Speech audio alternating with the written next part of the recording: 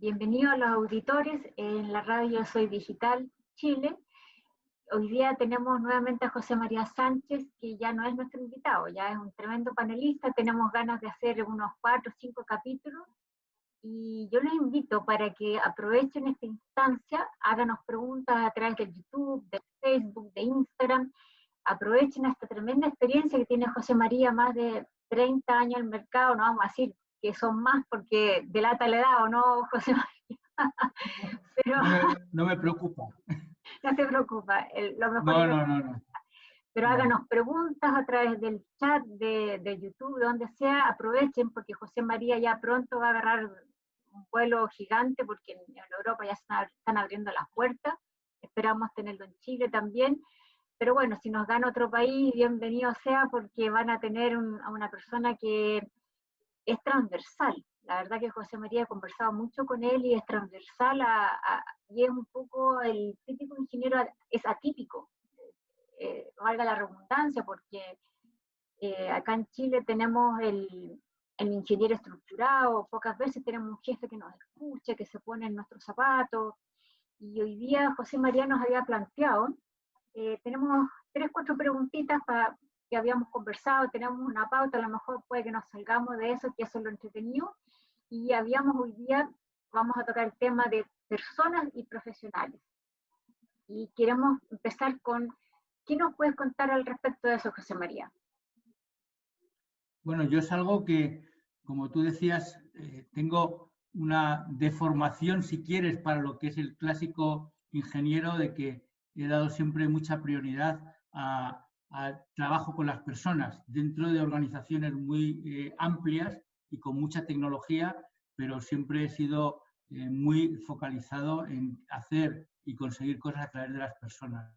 Y un aspecto que siempre hemos cuidado en mi trayectoria profesional a la hora de ir rehaciendo, recomponiendo equipos o armando equipos, ha sido cómo seleccionar a las personas que iban a trabajar en esos equipos.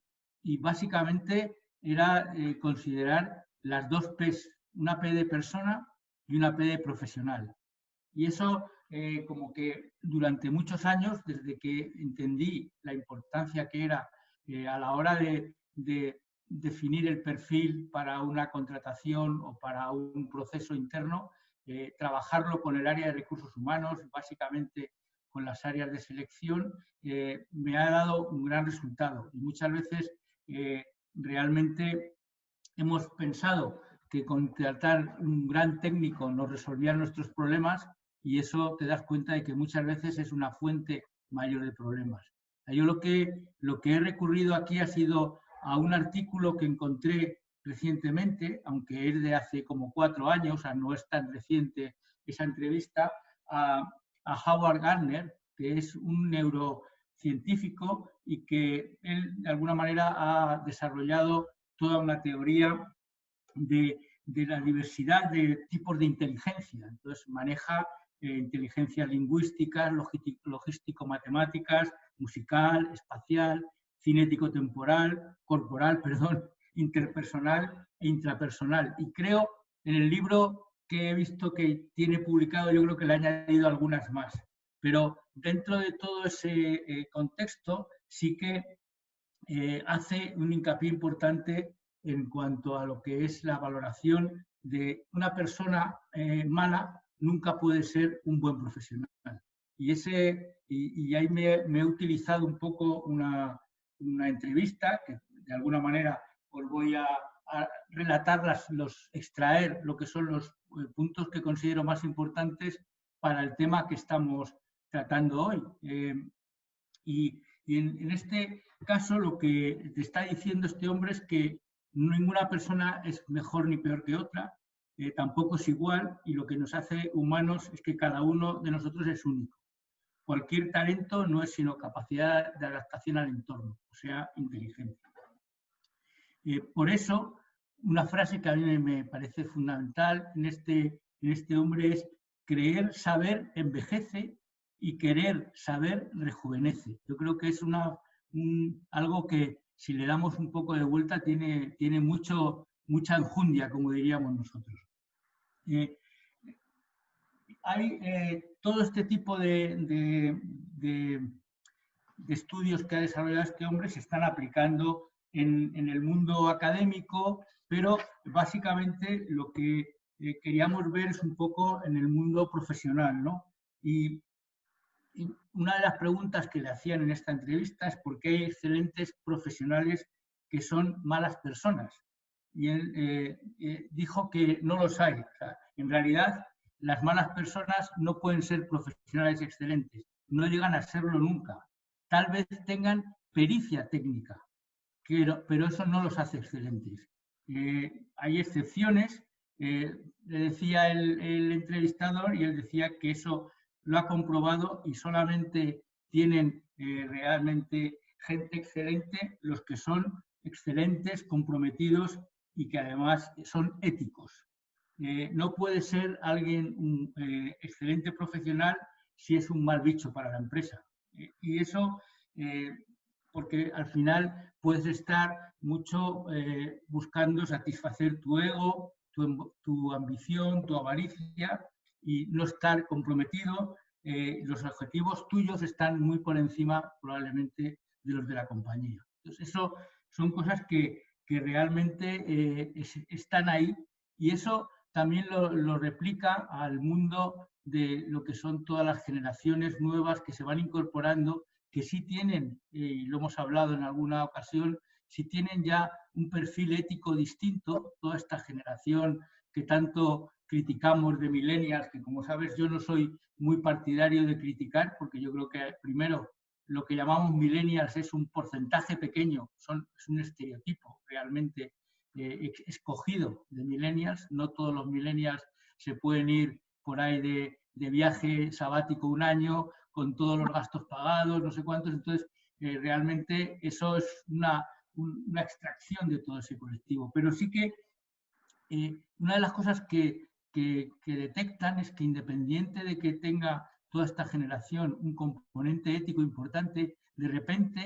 en sus inicios son capaces de hacer, tener comportamientos poco éticos, competitivos, digamos, en un mal sentido, para incorporarse. O sea, siempre pensando, decir, para incorporarme al mundo laboral tengo que hacer cualquier cosa y luego ya aparcaré ese comportamiento y ya seré ético. Entonces ahí hay un poco de dualidad y que probablemente la estemos generando desde los equipos directivos de las compañías, porque al final como que estás valorando ese comportamiento. Entonces, ¿pero tú crees que eso se da realmente en las empresas? Porque yo de repente veo que es bonito en el libro, pero sí, realmente se cumple eso, porque vemos acá en Chile, por lo menos nos pasó que algunas instituciones cayeron una falta a la ética tremenda, hay empresas que cayeron una falta de ética tremenda internacional. Entonces, sí, es bonito en el libro, pero ¿realmente se puede aplicar? No. Bueno, yo te digo, la tendencia, primero, efectivamente, el perfil de cada compañía puede incluso, como hablábamos, hemos hablado en alguna ocasión, puede que tu cultura, la definición de cultura, la misión, visión y valores sean súper atractivos, pero luego no se correspondan con la realidad. Y eso de repente puede ocurrir en compañías. Hoy, como hemos hablado también, hay mucha tendencia a independiente o conectado, pero con mucho más foco, tener un propósito. El propósito está muy por encima de lo que son los escalones que se han considerado hasta ahora, y ese propósito te compromete. Y además hay un movimiento importante que viene de Estados Unidos, con lo cual sí que es un movimiento que no es algo anecdótico y no es, hay que considerarlo, con empresas de 200 que estuvieron en el Business Roundtable, y en estas compañías lo que están hablando es que hay que redefinir el propósito de las empresas para beneficiar por igual a las 5 partes interesadas, que son los trabajadores, los clientes, proveedores, comunidades y accionistas. Y eso es un cambio bastante sensible, porque realmente si el propósito de la compañía se define con esta amplitud, van a cambiar muchas cosas. Y este es un compromiso de grandes compañías dentro de Estados Unidos. Y eso ya primero está marcando el territorio de que no todo es maximizar el valor para el accionista. Hay más cosas y son esos 5 ejes. Y yo ahí sí ¿Es que... una nueva tendencia, José María? ¿Tú crees que cumpliendo el propósito y que estén todos alineados, sí? Está formalizado y hay empresas, tanto en Chile hay empresas, bastantes empresas que se han certificado en el tipo de empresa B, que tiene un contenido tanto con la sociedad, con los empleados y con el medio ambiente explícito. Y yo he estado en empresas que conozco allí como TICA, como la FED, esta gente ya tiene ese marchamo de empresas B, que es un modelo de certificación. El tema es que este aspecto que yo te comentaba se ha llevado como mucho más arriba, al nivel de empresas que participan a nivel alto dentro de la economía de Estados Unidos. Y adicionalmente, yo he visto, hace poco desembarcó en Chile una empresa española y le sigo muy de cerca porque son realmente consistentes en el comportamiento ético de esta empresa. Se llama Eurofilms, tiene ya su responsable allí en Chile y esta gente ha apostado desde el primer momento, desde su CEO, director general, por ese modelo. Y ese modelo lo que le está dando es resultados porque tú lo ves ya solo en sus procesos de selección, su modelo de organización del trabajo y el nivel de compromiso con el que trabaja su gente, sin estímulos. Una cosa que es muy fácil de diferenciar es que no trabajan con el estímulo del bono por resultados. No hay unos bonos individuales por resultados. Hay, al final del año, en función del resultado de la compañía, puede que haya un reparto, puede que no haya un reparto, pero no hay en tu contrato formal, no tienes nada relacionado con buscar un objetivo que, como sabemos, muchas veces estás colisionando incluso con objetivos laterales. Entonces, hay varias empresas, tiene incluso editada una publicación que está basada en un estudio que hizo IES de cuáles eran, de alguna manera, cómo estaba comportándose. Hay cosas muy curiosas dentro del mundo, en este caso era español, pero que es cómo se ven los empleados dentro de las compañías. Más del 80% de los empleados odia los lunes. Más del 80% de los encuestados creen que sus empresas, la gente enferma por estrés. 80%. Alto. El 28% de las organizaciones son consideradas como excelentes, o sea, por sus propios empleados. Solo el 28%. Date cuenta que estamos diciendo que el 72% de los empleados no considera su empresa excelente. Ya, si partes de ahí ya tienes un problema. El 70% de los trabajadores entiende que lo da todo en el trabajo y probablemente eso no sea valorado, pero así mismo lo ven así. El 48% de las empresas tiene un grado de calidad intermedio. Un 65% de hombres y un 60% de mujeres con contrato indefinido piensan que su empresa no contribuye positivamente a la sociedad. Y un 24% solo de las empresas trabajan con una calidad eficiente, pero se hicieron como todo este análisis y cuáles son las claves, 5 claves con las que se está trabajando para revertir estas situaciones. Son 5 fáciles. Una es el salario justo, 2 es motivación y aprendizaje, 3 son entornos de trabajo saludable. El tema del salario justo lo estamos viviendo en España y supongo que en Chile igual, cuando tú ves un empleado de la salud o un empleado, yo que sé, que está haciendo un reparto o atendiendo en un supermercado, te das cuenta del valor que tiene cuando lo estás necesitando. Entonces, ¿cuál es la valoración? No sé, que tienes que dar un sanitario o un médico que salva vidas y un político que cobra un montón de dinero, ¿no? Entonces son cosas que hoy están poniéndose en cuestión. Entonces, ¿cuál es el salario justo? O sea, por ejemplo, José María, ahora vimos con la pandemia que fue internacional, Sí. nos damos cuenta que los supermercados, los reponedores, las cajeras son fundamentales. Tiene que haber un presupuesto. porque si no los estallidos sociales no van a ser solamente en Chile, van a ser mundiales, porque todo trabajo es necesario. Sí, sí, por eso que Transporte. En este momento, o sea, esto es como previo, yo te lo pasaré el documento porque creo que es un documento interesante. De hecho, yo los conocía, esta gente los conocía en Chile, los conocía en Santiago.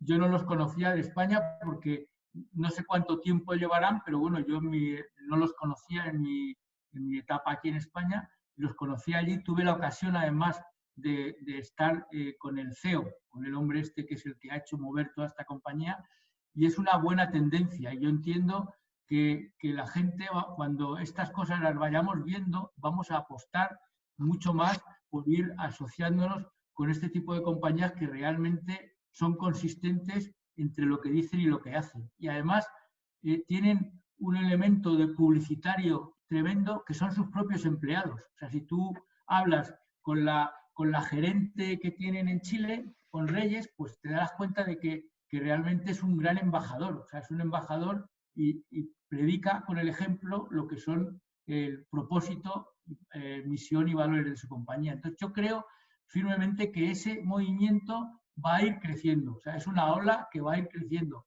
Y desde luego, yo no apuesto por otra cosa. O sea, no apuesto en general porque suelo perder, porque arriesgo mucho normalmente. Yo tiendo a arriesgar demasiado, entonces, bueno, pierdo en las apuestas. Tampoco me apuesto mucho, pero bueno, no me gusta ser conservador para eso, porque si me juego algo pequeño, pues tengo que arriesgar, porque si no, no es divertido. Para mí esa es mi mentalidad, ¿no?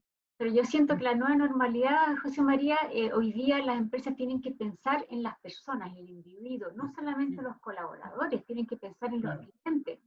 Eso es lo que siento yo, porque por ejemplo, otro día yo estaba viendo un video que si tú de repente están todos estresados en la empresa, por ejemplo un banco, y de repente le paga a un cantante para que entre sorpresivamente y cante una canción, pero pensar en distraer a la gente de una forma sorpresiva, agradable, amistosa. La nueva normalidad se trata de salarios justos, tratos justos, horario justo, porque si el jefe trabaja hasta las 8, 9, porque para él, acá en Chile, siempre ha sido así, trabajar hasta tarde es signo de que trabajas mucho y que trabajas bien, pero la calidad es muy mala. Claro. Entonces... Sí, bueno, puede ser mala o no, pero si la calidad no es mala, lo que sí está claro es que el nivel de estrés que vas a incorporarte es altísimo. O sea, puede que la calidad sea mala, pero en otros casos, porque como te dije, mi experiencia con Chile es que tienen una calidad profesional altísima. O sea, no tengo ninguna duda. Ahora, efectivamente, cuando tienes ese ritmo al final genera estrés y ese estrés te puede dar luego cualquier problema, incluso problemas fuera del trabajo, porque de repente tampoco estás conciliando tu vida personal y profesional y al final ese desequilibrio te puede pasar factura de muchas maneras, ¿no? Y eso, bueno, lo hablábamos un poco el otro día, pero es que es una realidad que yo en España tampoco somos un gran ejemplo. O sea, está un poco mejor, la gente es bastante más respetuosa con el horario, pero tampoco es lo más respetuoso. Y en cambio yo he estado muchas veces en reuniones en el norte de Europa y a las 5 se les cae el bolígrafo, a las 5 de la tarde se les cae el bolígrafo y además me gusta trabajar con esa gente. Incluso yo creo que lo he hablado contigo, ese modelo en España, en el norte de España, en el País Vasco, es también un estilo parecido, de que la gente puedes estar discutiendo, pero a lo bestia, con tus compañeros, con tu jefe, con lo que sea, y a las 5 o las 6 de la tarde, cuando acaba tu horario, como que suena el gong, como en el boxeo, y se acaban los golpes. Y se van, en el País Vasco tienen sus sociedades gastronómicas y luego van a cenar juntos, al mismo sitio, hacen la cena juntos y cambian radicalmente o se van a ver su equipo de fútbol, su partido de pelota vasca, y en el norte igual, en el norte de Europa, a mí al principio, como no estaba acostumbrado a ese modelo, me sorprendía, pero luego lo entiendes y luego dices, son productivos, efectivamente, cuando están trabajando, están en el trabajo, porque lógicamente tienen un nivel de productividad mayor porque tienen en su cabeza que en un momento determinado esa tarea acaba y tienen un tiempo para ellos mismos. Entonces, eso no son países que les vaya mal precisamente.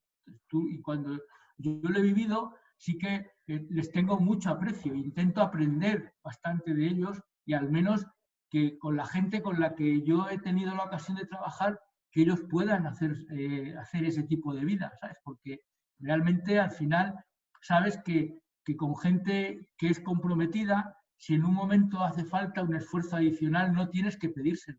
Lo va a hacer de su propia manera. Incluso sabes que cuando tú no estás exigiendo o imponiendo, más que exigiendo, y tú das participación para que se pongan las personas sus propios retos, habitualmente se ponen retos mayores de los que tú les pondrías. De hecho, muchas veces tienes que frenarlo. A mí me ha pasado muchas veces de que cuando dices, ponte un objetivo de algo y la tendencia cuando no has trabajado en ese modelo, sino que en general has tenido objetivos impuestos y tú con ese objetivo impuesto te has dejado los cuernos para sacarlo, pues normalmente primero no hayas participado y segundo, estabas obsesionado con alcanzarlo independiente de todo lo que te llevaras por delante, porque probablemente estabas colisionando con otras cosas. En cambio, cuando tú le dejas como el papel en blanco, es decir, plantéame tu objetivo, yo tengo comprobado siempre que les he tenido normalmente que bajar, porque normalmente tienes poca experiencia, porque si no has tenido mucha oportunidad de generarte tú tus propios objetivos y intentas ponerlos altos y además demostrarle a tu jefe que eres muy bueno. Entonces te pones un objetivo mayor. Y eso, tú tratas de bajar la carga de trabajo que él mismo se impone.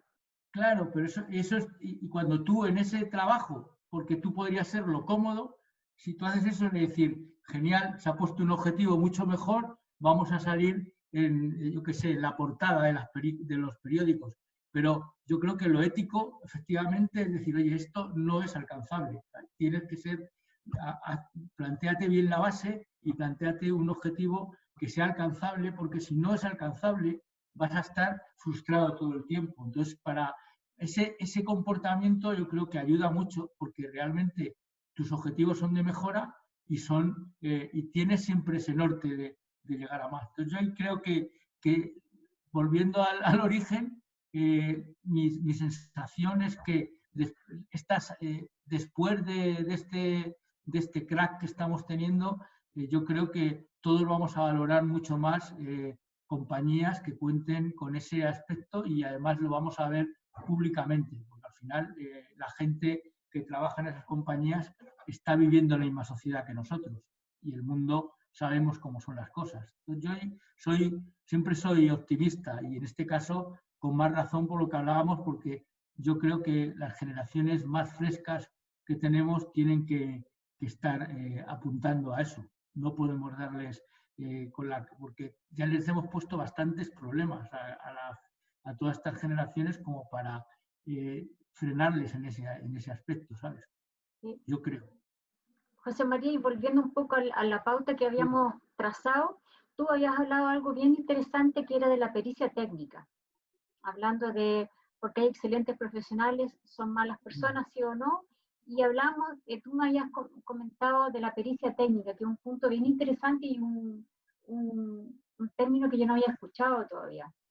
No, yo tampoco, es de este personaje, o sea, yo no me gusta decir cosas apropiarme de terminología de otras personas, pero realmente sí que es cierto, ¿no? Un poco cuando hace referencia a este modelo de pericia técnica, al final lo que está refiriéndose es que realmente conoces los elementos que te permiten llegar a resultados, pero realmente eso no está, simplemente está basado probablemente en tu ambición, tu avaricia, lo que sea, pero no es algo que sea incluso consistente muchas veces, porque probablemente esa pericia técnica te permita resultados a corto, pero no sostenibles en el tiempo. Y por otro lado, también está claro que cuando, y de hecho eso tiene mucho que ver con alguna otra de las cosas que he estado repasando de cara a esta actividad, es que tú tienes al final equipos, cuando tienes gente a esos niveles, normalmente tiene equipos a su cargo. Y es muy difícil que esas personas realmente tengan equipos. Es muy difícil que generes un equipo con un modelo que se base en el conocimiento y en la inteligencia, matemática de alguna manera, porque al final, como hablábamos y como sabemos, para desarrollar un equipo tienes que utilizar muchas otras habilidades. O sea, puede que la gente te siga porque incluso te tenga miedo, pero es muy difícil que realmente la gente se sienta partícipe de un equipo. No es lo mismo, o sea, no es lo mismo saber que yo, como tengo el poder, la gente me hace caso y me dice a todo que sí, pero probablemente cuando yo me doy la vuelta no están haciendo. O sea, de hecho, para mí una de las cosas que marca mucho la diferencia, y tú lo observas porque por suerte todos hemos ido progresando en nuestra carrera profesional y, como yo te decía, hemos sido cocineros antes que frailes. Entonces, tú has estado con gente, has ido hasta en equipos y has visto cuando no era un equipo, porque en cuanto el jefe no estaba, todo el mundo se desmadraba, nadie hacía nada y realmente esperaban a que viniera el jefe para dar nuevamente las directrices. Frente a cuando tú tienes un nivel alto de autonomía en un equipo en el que tu presencia o no es necesaria. Yo no sé, yo no digo que tenga que ser un ejemplo, ¿no? Pero siempre he visto, porque he tenido que viajar bastante y he estado en reuniones por ahí con colegas, yo veía a los colegas que estaban todo el tiempo, no todo, pero casi todo el tiempo, que no hacían ni caso a la reunión. Estaban todo el rato mensajeando, llamando por teléfono a sus fábricas a ver qué había pasado el día anterior, llamando, o sea, todo el día, y al final como que estaban presentes, pero no estaban activándose en nada. Y estaban todo el rato como muchas veces como que eran importantes. A mí realmente sabía que si algo ocurría me iban a llamar, pero yo estar llamando cada día a ver qué ha pasado, qué has hecho, cómo ha habido, no es ni, no entiendo, porque si tú le tienes que dar a tu gente autoridad para que haga cosas y se equivoque, como hemos hablado, y eso tú lo notas cuando hay gente que trabaja, y lo ves cuando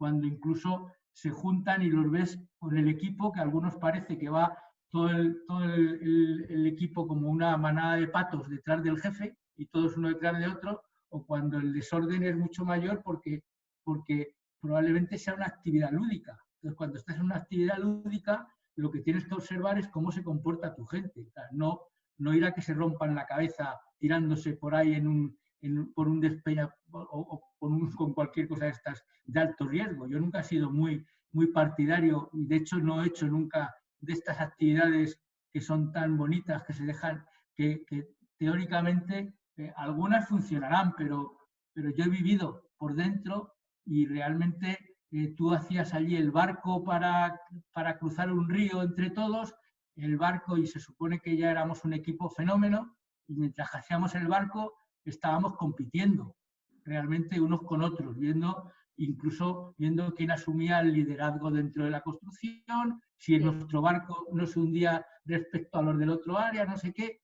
Después de una semana el barco ya no estaba y tú seguías igual de distante de los demás, porque realmente no había cohesión. Entonces, no es que esté echando contra este tipo de cosas, pero yo creo que eso puede ser algo que aporte cuando ya tienes consolidado un equipo, pero eso no creo que te haga un equipo. Entonces, yo creo que hay Creo que está mal diseñado, porque yo participé en varios de esas tipos programáticas, y la verdad que lo que más me he dado cuenta es la persona que era desconfiada, que no confiaba en el compañero, o el jefe que no confiaba en el colaborador, no sé, bajar las escalas con las ventas, los ojos tapados, cosas así, pero es verdad lo que dices tú, pero piensa que los colaboradores se tienen que amoldar a cada jefe, y si los jefes no pasan por este filtro que dices tú, que en el fondo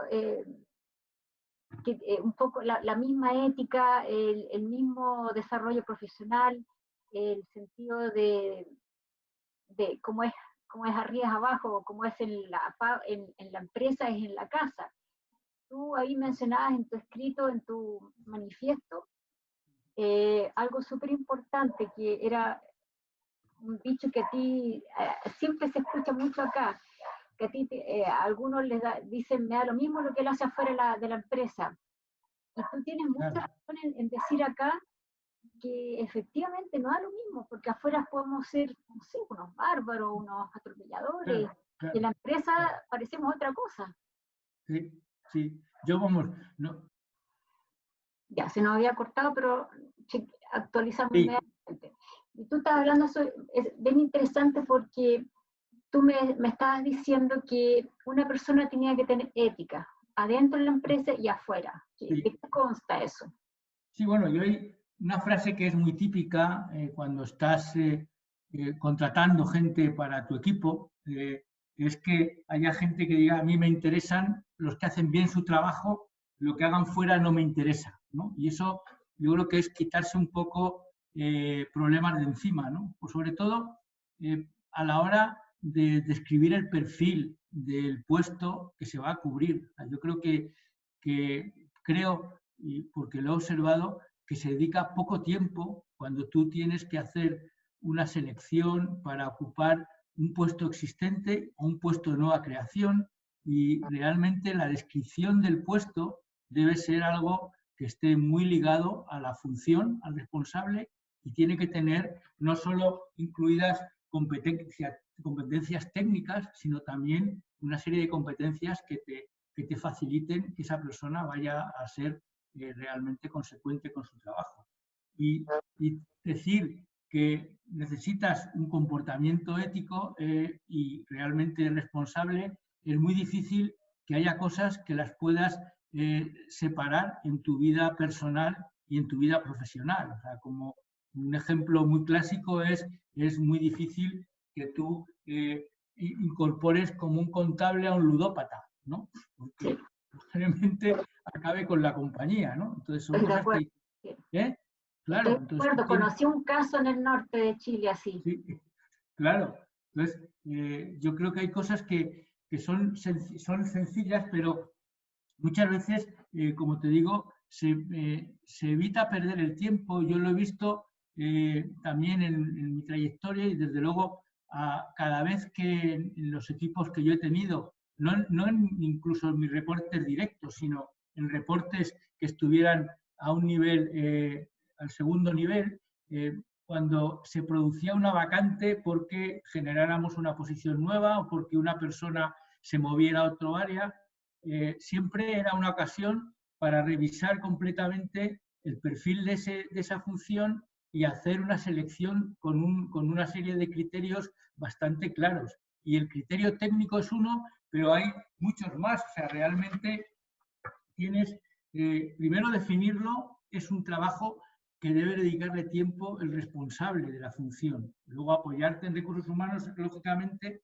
hay una parte de conocimientos técnicos que, lógicamente, básicos que vas a necesitar, pero también le tienes que describir muy bien el puesto de trabajo y muchas veces queda como difuminado y eso incluso el tipo de organización en la que estás trabajando para que la persona luego a la hora de incorporarse tenga muy claro qué es lo que se buscaba y cuál es el nivel de adecuación. Y finalmente, lo que cada vez es más importante, que son todo lo que son las competencias y habilidades y cuáles deben resaltar para la actividad que tiene que hacer, porque a lo mejor ¿no? O sea, nadie es perfecto. O sea, seguro que hay competencias en las que tienes ya una predisposición más favorable y otras en las que tienes menos. Lógicamente, todas esas cosas luego se pueden reforzar porque hay muchas formación que te puede ayudar a equilibrar competencias que sean necesarias y que tengas más débiles,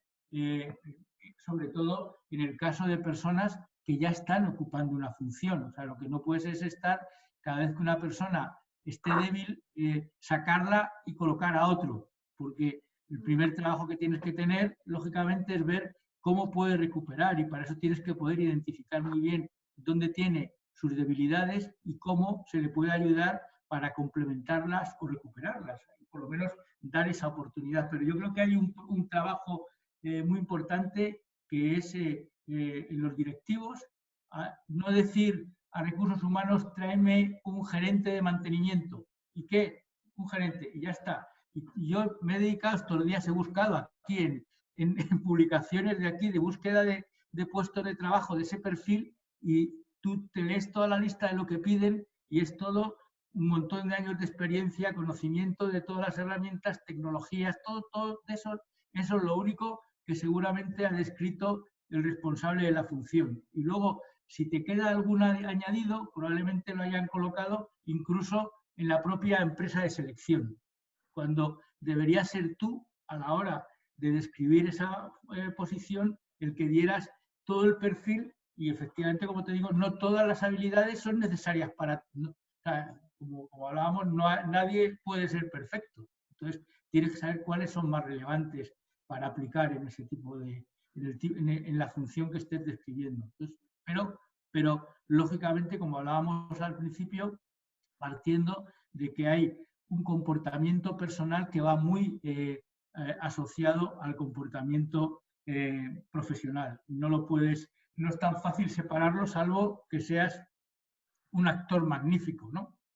Pero si no, yo creo en algún que... minuto se descontrola eso. Yo creo que por mucho que tú retengas esa forma Claro, de ver, y sobre todo cuando son vicios, yo creo que se sale a la luz de todas maneras. claro, porque hay, bueno, luego hacemos un repaso si quieres, pero hay como características muy claras que definen a las personas que son personas y profesionales, y tú ves que para que dispongan de alguna manera esas características es muy difícil que lo hagan si llevan como una doble vida. Es muy Sí. difícil. O sea, no te digo, no se trata de que mezcles tu vida personal y profesional, pero sí Al tus final, principios. O sea, sí, al final son principios sí. que los llevas implícitos, entiendo, para todo. O sea, no son cosas que cuando entro a mi empleo me quito estos principios No. como Groucho Marx, ¿no? Los voy asociando a los que me interesen, ¿no? Más o menos, ¿no? Decía algo así. Tú habías hecho una lista, ¿qué Sí, principios entendías que aplicaban? Habías puesto prudencia, sí, justicia prudencia, que es, y templanza. básicamente la prudencia es escuchar con respeto, tampoco encogerse ante las dificultades. O sea, no se trata de esconderse, pero sí ser prudente.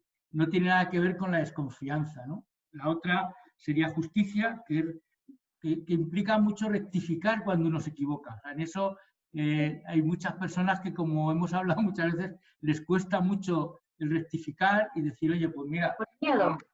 o es de otra manera, y como que la sensación de pérdida de prestigio es muy importante, y yo lo he observado muchas veces, y para mí, si pierdes prestigio es porque lo tienes. O sea, yo lo que entiendo es que tú tienes que hacer las cosas, probablemente si haces muchas mal nunca vas a tener, pero no, o sea que no estás adecuado para esa función, pero si Qué tú buen estás haciendo cosas... concepto. ¿eh? Qué buen concepto acabas de decir. Si Claro, pierdes porque si tú haces prestigio, cosas habitualmente bien, quiere decir que algo de prestigio te estarán sumando. Entonces, exacto. ese Bien, prestigio lo tienes ahí como un stock que si de repente te quitan algo, pues no te importa porque te queda. Al final, recuperarás. para eso lo tienes, para poderlo perder y utilizar, si no, para acabar siendo como un globo que estés subiendo no tiene sentido. Yo entiendo que eso te permite arriesgar un poco más. Es mi forma de verlo. O sea, si yo Buen punto. acumulo lo mal entendido, si quieres, como prestigio, como éxitos, lo que sea, me significa que me da un poco más de margen a arriesgar un poco más, a ir un poco más lejos en Sí. las apuestas, si quieres, porque al final, bueno, tengo ese recorrido de decir, oye, si aquí o sea, me permite el poder llegar, pero al final buscar el equilibrio, es decir, no busco tener prestigio acumulado, sino realmente hacer uso para poder innovar y hacer cosas un poco distintas. ¿Sabes? Yo si no estaría, o sea, no puedo estar haciendo cosas rutinarias, ¿no? Entonces, bueno, es mi forma de verlo, ¿no? Pero Y me luego, gustó este punto. Si pierdes prestigio, quiere decir que tienes prestigio y a lo más claro, pierdes un par de puntos y lo recuperas con todo claro, el exceso de prestigio que tienes. claro, Yo creo que eso la gente no lo está viendo. Entonces, claro, van demasiado prudentes, demasiado tocando piedras calientes, pero al claro, ver un punto se preocupan demasiado y cometen errores en no decir las cosas, no ir a contarte como un jefe, decir, mira, me equivoqué en esto, ¿cómo lo podemos arreglar? O te traigo una solución, porque a veces no es llegar y decirle al jefe, sabes, tengo este problema, ¿qué hago? No, trata de pensar una solución, a lo mejor no es la perfecta, pero por lo menos lleva una solución al problema que tuviste. Es que además yo creo que es un término un poco complicado para mí. O sea, yo lo he oído muchas veces, pero realmente yo entiendo que es una palabra que tiene muy difícil aplicación, ¿no? Que es cómo definimos el prestigio, ¿entiendes? O sea, yo ahí creo que no es algo tan importante, sino realmente saber que si eres consistente vas a tener fallos, porque el que no falla como había es que el que no hace nada.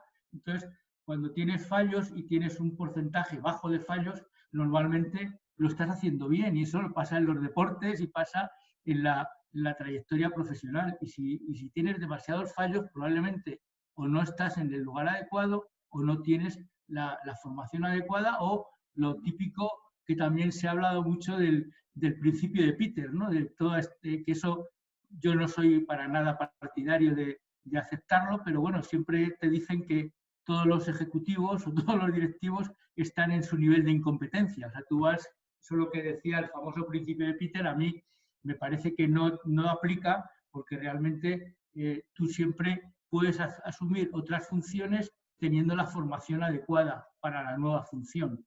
Y, lógicamente, también desprendiéndote. O sea, lo que es difícil muchas veces es en esa progresión que tú te desprendas de lo que son tus puntos fuertes, porque si yo estoy haciendo una actividad y de repente me promueven a una posición superior, significa que yo hay cosas que tengo que dejar de hacer, en las que estaba cómodo y probablemente son por las que me han reconocido. Entonces, si yo no dejo de hacer eso y no hago lo que realmente corresponde, entonces sí que entro de pleno en el principio de Peter, y ese sí que es un problema, salvo como también sabemos que realmente toda esa progresión sea solamente una forma de reconocer tu trabajo vía económica, porque esa posición tenga un mejor salario, pero no implique una mayor responsabilidad. Entonces ahí ya sí que es un poco pantomima, ¿no? Para mí eso no tiene ningún sentido.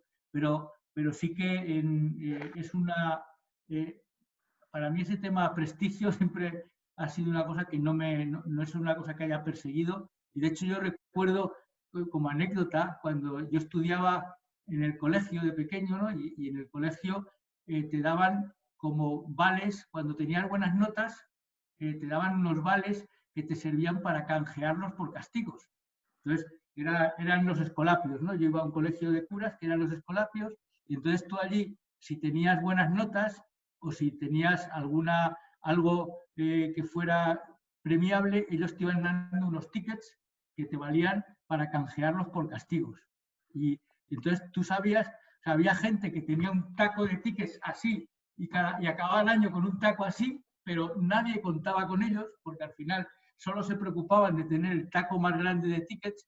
Y yo recuerdo que yo sí me gastaba en castigos, y cuando no me lo gastaba se lo daba a otro que estuviera castigado, porque a mí no me valía para nada. O sea, las notas no te las cambiaban.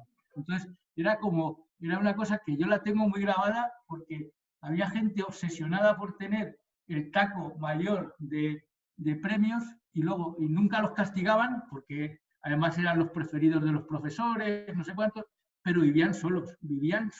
Pero tampoco compartían, claro, Claro, a mí no me preocupaba especialmente. Yo sabía que de repente me podían castigar, y normalmente tenía siempre algún vale de cambio, y si no, pues si se los pasaba a alguno con los que luego me lo pasaba bien, pues perfecto, ¿sabes? Pero son formas de ver la vida, ¿no? Y probablemente no tiene nada que ver con este tema que hablábamos del prestigio, pero salvando mucha la distancia ocurre.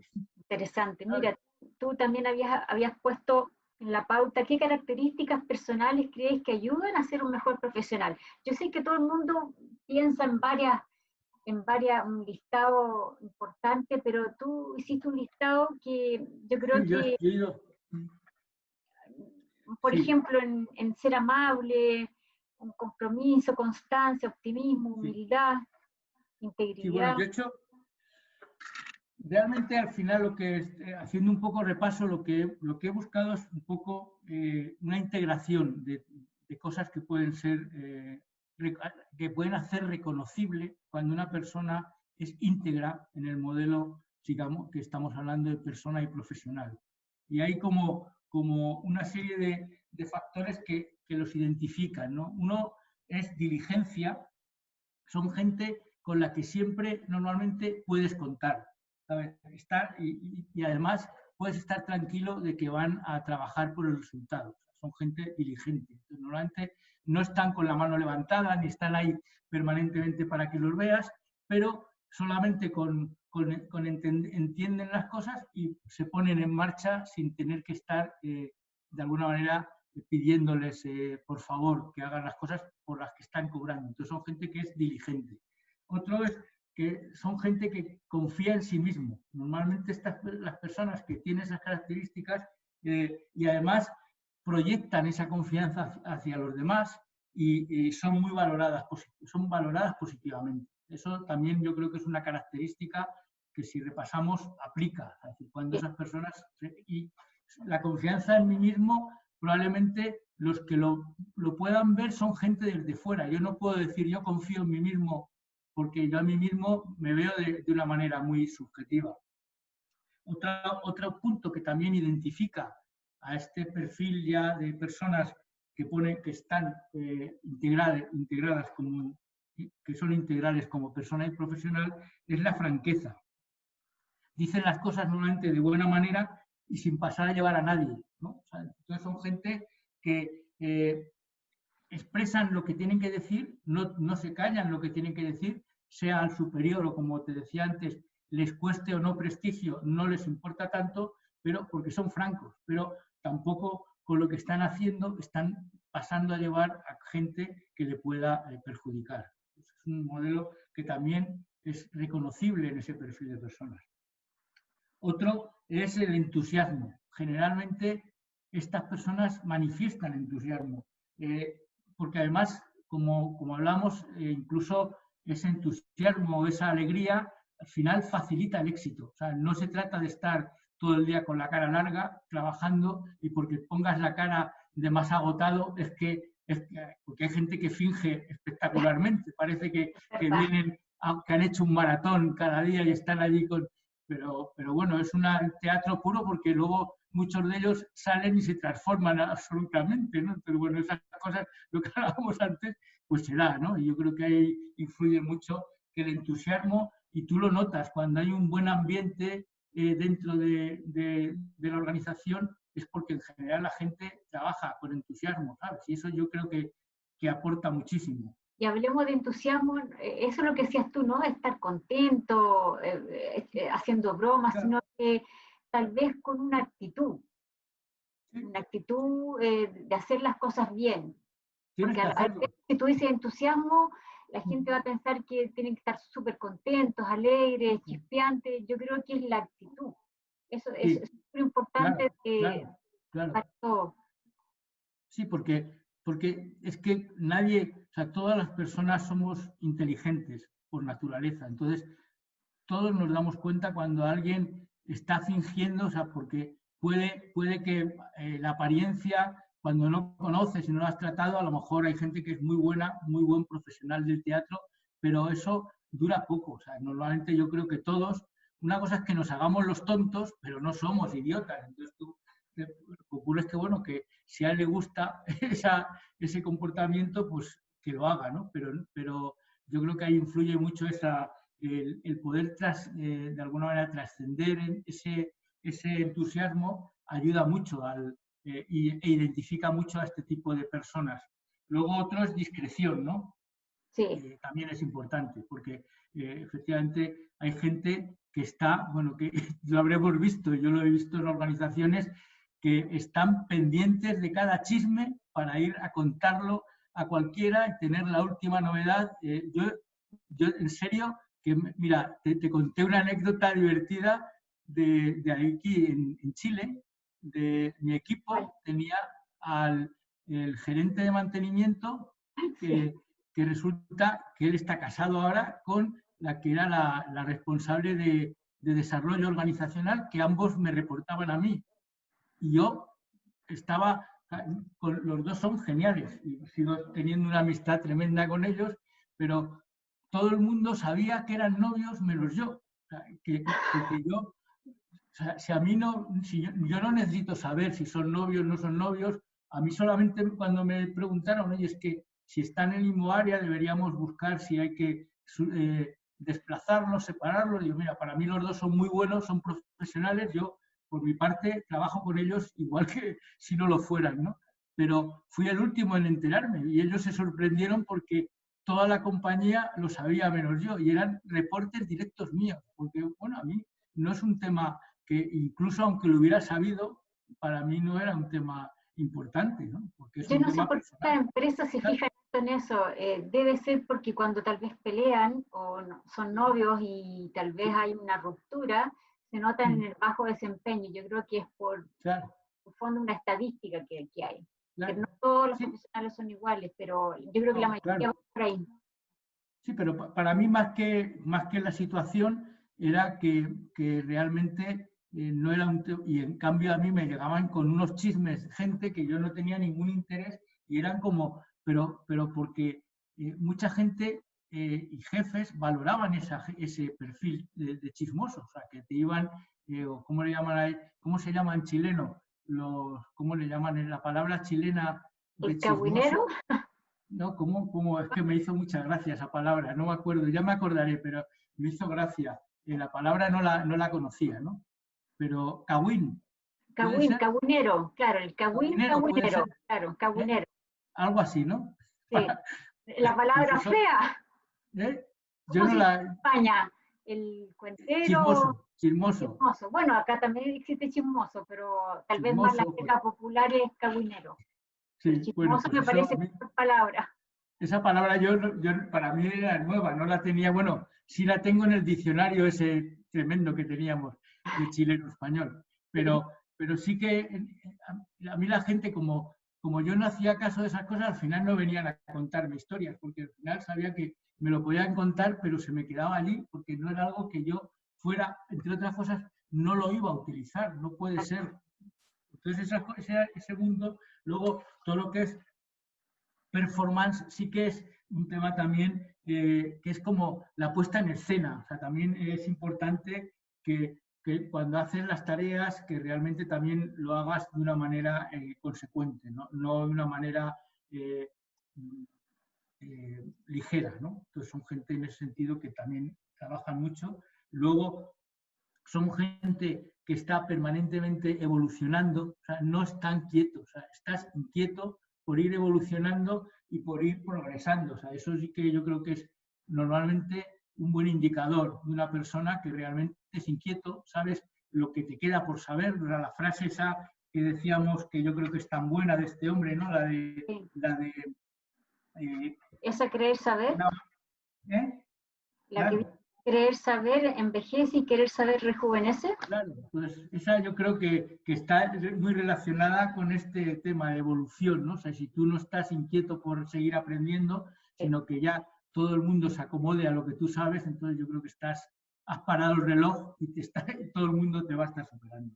Y luego la última es todo lo que es el juego limpio, o sea, saber aceptar los éxitos, los fracasos, felicitar a la gente que lo hace bien, o sea, yo creo que en ese aspecto también es un factor que habitualmente te está identificando personas, como te digo, con ese perfil de profesionales, pero con la P de persona más grande, porque yo, como sabes, para mí el seleccionar una persona para un equipo en el que yo estuviera trabajando, necesitaba que su P de persona la tuviera muy clara, identificada, porque si la tiene, como estamos hablando, cuando hablas de evolución, performance, son gente que normalmente tiene inquietud por aprender. Entonces, lo que no sepa, lo va a aprender. Y entre otras cosas, normalmente tienen una característica de humildad importante a la hora de reconocer lo que no sabes, no inventarte lo que no sabes y buscar cómo aprenderlo. Entonces, no necesitas, si tú tienes una base para lo que necesites, hoy, como las bases que tienes aplicas muy poco de lo que es en tu conocimiento académico, aplicas una parte, pero luego lo tienes que adaptar a tu profesión. Entonces yo creo que hay ese punto es fundamental. Y, bueno, son como lo que te decía, características que sí que nos permiten identificar a ese perfil de gente. Y después tenemos, bueno, ahí hablamos casi de todos los puntos. Sí. Tenemos la otra parte de la pauta que habíamos hablado en qué competencias profesionales lleva al desarrollo. Esto es distinto, es en el fondo, aquí habíamos hablado algo de la iniciativa, el liderazgo, gestión del trabajo, capacidades de relaciones interpersonales. Aquí, en ese punto yo me quería detener un poco porque yo sé que los adultos somos, ya por la experiencia que llevamos, tenemos buenas capacidades de relación interpersonales. Creo que en la empresa el que no tiene es muy poco, o están en divisiones que tal vez no se necesita una relación interpersonal tan avanzada. Pero ¿qué opinas tú? A lo mejor tú trabajaste con millennials de muy alta categoría, pero en general, si vamos a lo general de los millennials, ¿tú crees que tienen buena relación interpersonal si ellos se comunican solamente por WhatsApp o por redes? No. Yo, primero, sí he tenido gente que podemos estar encajando en el perfil millennial, pero por sus años de nacimiento, no por el perfil, como hablábamos antes, estereotipado. Y yo he visto que su comportamiento tienen, pero igual que cualquiera, su uso de tecnología, redes, pero en el contacto personal yo lo he podido ver mucho porque las costumbres chilenas, una de las más divertidas es todo el asunto de las pagadas de piso. Entonces, las pagadas de piso y luego también, como hay mucha rotación, las despedidas. Y a mí, por cualquier circunstancia, yo estaba permanentemente o en pagadas de piso o en despedidas. Y ahí tú ves un poco el ambiente natural de esta gente, ¿no? Y claramente era muy diverso en cuanto al tipo de función. No había esa discriminación de que había jefes, no jefes, más titulados, menos titulados. La realidad es que en esas actividades a los que invitaban era a la gente, mi sensación era a la gente que les apetecía que fueran. Okay, y ahí tú ves a nivel espontáneo que realmente el nivel de comunicación que se genera en esas actividades lúdicas, extralaborales, todo lo que tú quieras, es el mismo que luego puedes mantener, porque no significa que tú pierdas autoridad o que la gente te falte el respeto para nada. O sea, que seas próximo no significa que la gente no entienda perfectamente cuál es el rol que cada uno esté haciendo en la organización y te ayudan muchísimo más. Yo lo que he visto es que, por lo menos mi experiencia en Chile y en España, es que el tener alta proximidad y hay independiente del estatus, del rol, de la función, te ayuda un montón. Y cuando eso un poco lo estimulas, genera un muy buen ambiente, porque al final tú lo notas. Yo, por algunas circunstancias, sí he tenido la ocasión de visitar muchas fábricas distintas y son cosas que solo con pisar el terreno notas un poco ya el estilo en el que se están manejando, ¿no? Porque si tú entras a una fábrica, tú ves si la gente está puramente mirando a la máquina y no se mueve cuando pasa su jefe, o cuando pasa su jefe lo saluda. Hay cosas, comportamientos que además tú los ves no en una sola persona, sino que lo ves en un colectivo. Entonces ves un poco cuál es el estilo ya en una primera aproximación que no es 100% representativa, pero ayuda mucho, ¿no? Mira, qué gran detalle.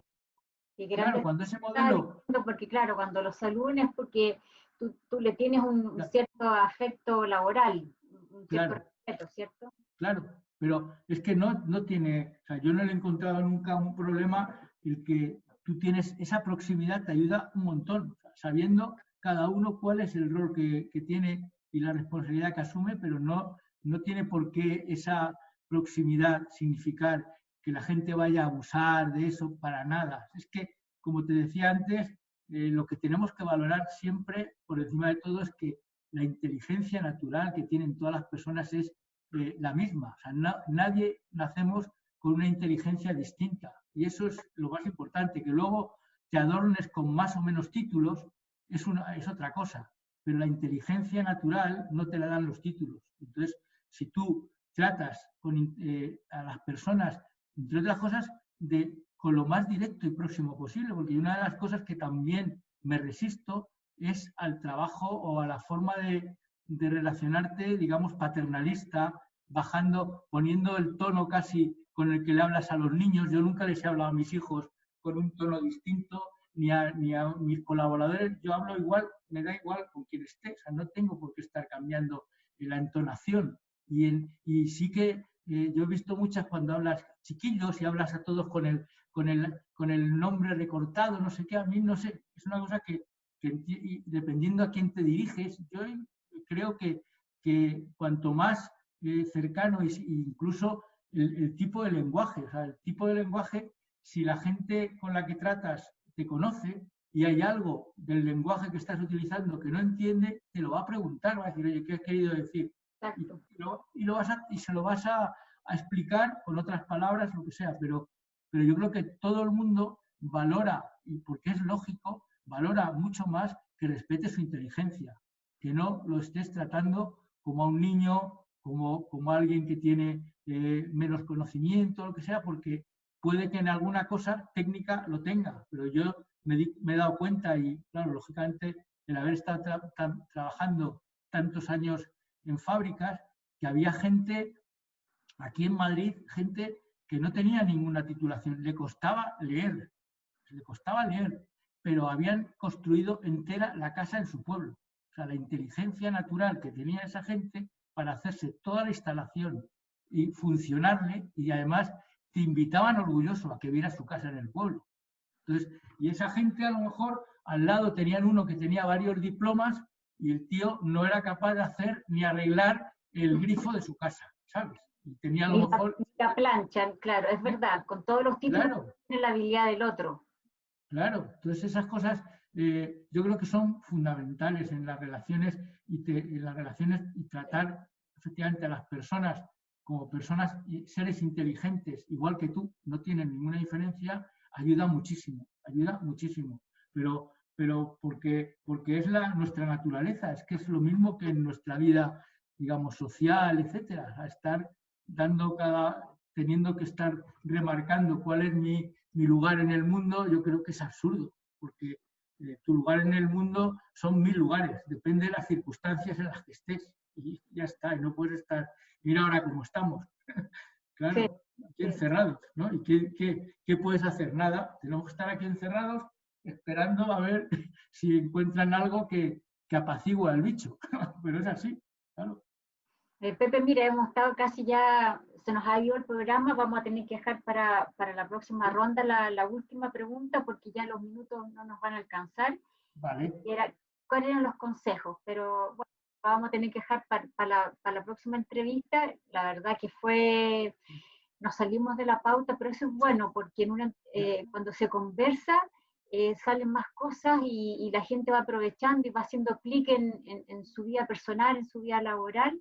Y es muy importante que escuchen la entrevista anterior de José María porque van haciendo link con esta conversación y vamos haciendo link con la próxima también. Así que, José María, si quieres alcanzar a hacer algún mensaje para la gente, un llamado. No, yo sobre todo a mis amigos chilenos que tengan paciencia ahora para que esto vamos a salir todos porque además yo tengo ganas de volver por allí pronto. Entonces tenemos que habilitar la movilidad entre los países. Entonces ese tema yo espero que fundamentalmente que tengamos paciencia, que ojalá y la salud nos acompañe y yo espero pronto poder estar allí físicamente en lugar de por el Zoom, ¿no? Porque es un sitio que he estado muy a gusto y que desde luego me apetece seguir trabajando y al menos conviviendo con esta sociedad.